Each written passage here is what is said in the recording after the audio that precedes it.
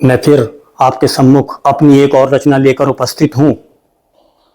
आज की जो मेरी रचना है वो जिंदगी और नियति के विषय पर है। ईश्वर को हमने कभी देखा नहीं, लेकिन अपने होने का वो हमें एहसास कराता रहता है।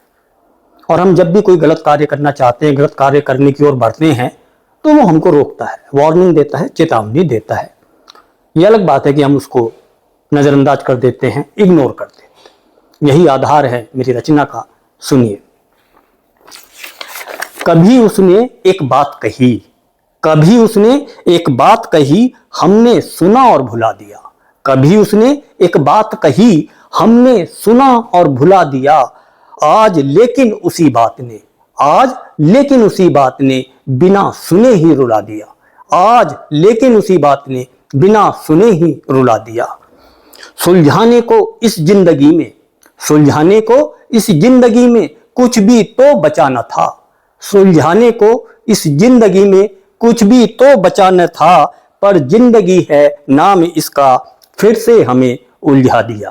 पर जिंदगी है नाम इसका फिर से हमें उलझा दिया।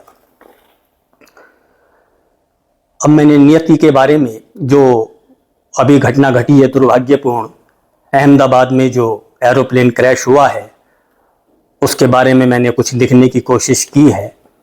सुनाता हूं आपको। एक टोकरी फूलों की, एक टोकरी फूलों की आसमां में उड़ने को तत्पर थी। एक टोकरी फूलों की आसमां में उड़ने को तत्पर थी। नियति को मंजूर नहीं था, नियति को मंजूर नहीं था, टकटकी लगाए बैठी थी।